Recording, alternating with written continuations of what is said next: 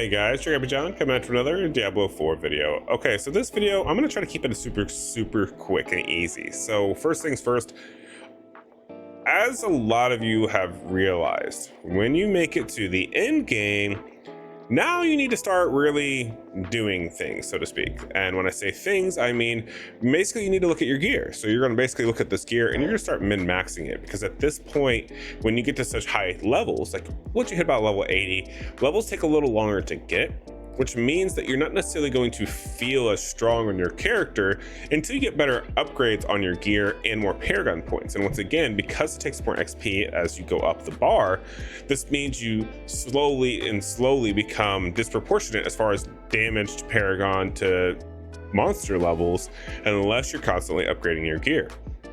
Part of upgrading that gear is the simple fact that you're going to have to roll that gear, and it takes a lot of resources. Or in my case, I actually have a good example of an actual upgrade for my build, and I'm going to go through the process of, okay, now that I got this, I want to go through it and I want to utilize it, but what's it going to be entail and what's going to involve, and how you, the viewer, can actually utilize some of the systems in D4 and make sure that you basically be a little bit more efficient on gaining resources, and hopefully that'll help you a little bit.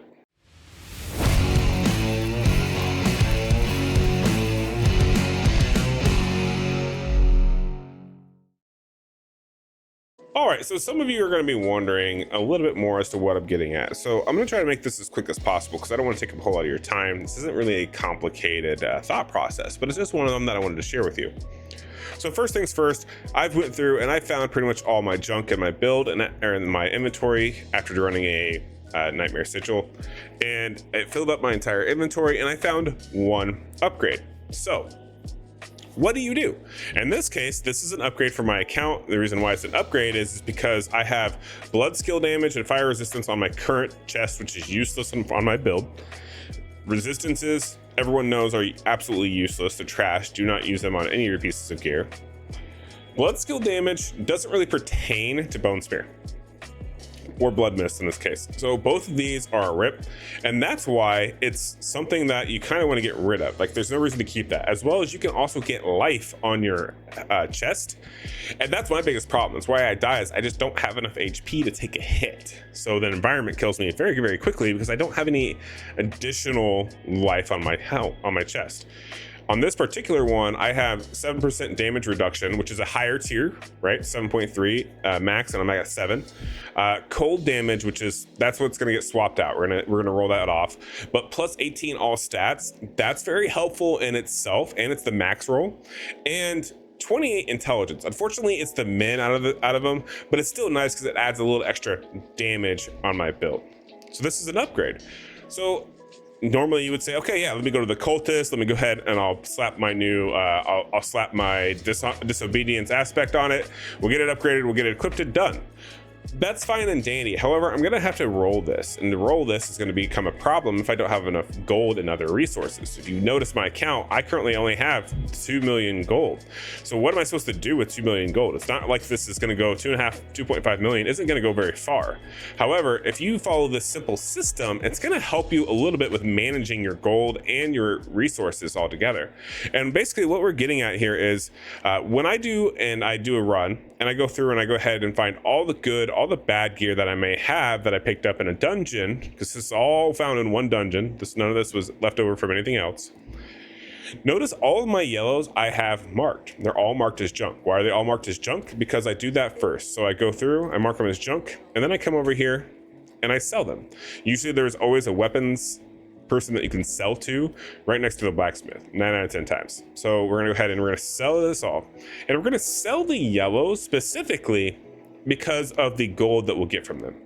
So notice that we went up to 3.2 million. Now when we were to sell, let's say, a legendary item, you get a halfway decent amount for them. It's not that we don't want to sell Legos for gold, it's more of the pros outweigh the cons. So let's go salvage one, and I'll show you an example. So for one, if I go ahead and let's say I salvage this weapon, when I do so, you're going to notice that it's a legendary, it's going to proc it. Notice I get one baleful fragment, I got a forgotten soul. These are not always guaranteed, but notice that my quantities are these. I mean, they're kind of high at the current moment. However, when you go to imprint your aspects, you have to have these types of accessories. Also, when you want to upgrade the gear to a certain level, you also need to have some of these materials. So you want to make sure you keep these in overabundance, and that's why you typically salvage your legendaries instead of selling them.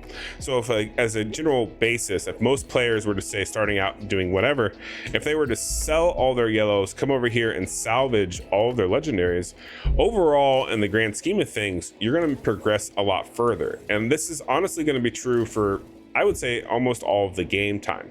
From the time and the hours that I put in so far, I should have been doing this from the second I started this league. And unfortunately, it's one of those things that I did not do.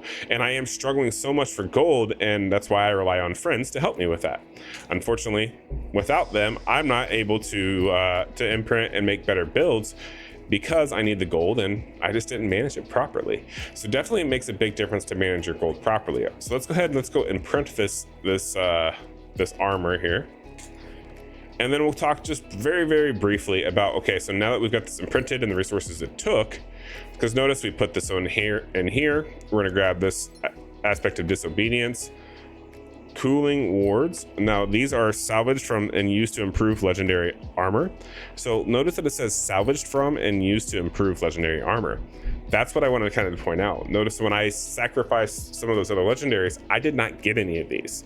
Now, it only does take 4, which is very minimal. I mean, I have 109, so it's not like I'm gonna have 25 items that are gonna pop up. However, some of you out there, if you're constantly always selling everything, you may not even have these coiling wards, and you're not guaranteed to get them from every legendary that you salvage. That is the choke point, so to speak, of why I wanted to bring this up. So let's go ahead and let's imprint it, right? Now that we imprinted it, okay, cool, we've got that piece of gear, so it's automatically better, good to go, blah, blah, blah, blah, blah. Okay, pop it in there. Well, now we gotta roll it. So one, we come over here, and now you gotta start making a decision. So now we've changed this out, but I only have 3 million gold. If I were to say, pop this in here and I want to change something, and we're going to change cold damage. Now the first one is very cheap. Do not upgrade this piece of gear to save yourself on this gold resource. But if we go ahead and we hit enchant, it's going to be cheaper because we haven't upgraded this to a higher tier. So we're going to keep moving forward. You know what? We'll take willpower over that one. We're not going to go very far. I'm going to roll one more time, and then we're going to have to call it good because I got other things I got to do with my gold. So that's a rip there, unfortunately, but it's okay. We'll take the plus 40 willpower for right now, at least for right now. Now what we're going to do is I made sure that I had 2 million gold. And the reason why I made sure that I had at least, I was just shooting for at least like a mil. We're going to go upgrade it. And when we're upgrading it, I want to show you guys the simple fact of what some of the resources that you use when you upgrade legendary items. The reason why we're going to do that is, once again, we're kind of strengthening and trying to hit home for you the simple fact that you do want to make sure that you pay attention to your resources appropriately, right? You want to make sure you're salvaging the right items because of these situations where we go ahead and we upgrade this. This is rawhide. It's very common. Upgrade. Okay, now we got superior leather. Very common. Upgrade. Now we have veiled crystals, salvaged from rare weapons and armor and used to alter the latent magic of things. So notice these are for rare items, but it only takes 3. So these are very quick and easy to get. We upgrade it one more time. Now we have coiling wards again. Notice we saw this on the occultist for 4 for imprinting it. And now we've got it for 2 to upgrade it to, what is that, level 4? Yeah. And then we go up here and now it's up to 5. So that's 7, that's 11 on one piece of gear, right?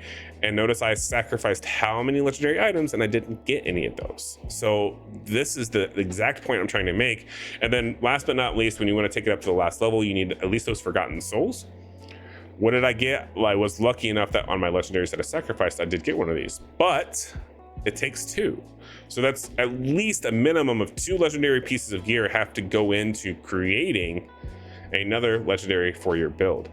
It's that type of math and logic, so to speak, that makes it very advantageous for you, the viewer, to make sure that you are always selling your yellows, salvaging your legendaries. And the whole reason being is for the simple fact that you want to ensure that you are getting the most fluck for your buck and not worrying about situations where, say, you don't have any gold, like me, and can't roll something to make your build better. Okay? Don't be like me. You can do better. Hopefully you guys enjoyed this video. If you did, make sure to like and subscribe. If this helped you, love it. If not, leave a comment down below. What could I have done differently? What would have made it a little bit better for you? But yeah, hope you guys enjoy the rest of your day, and I'll catch you guys in the next one. Peace.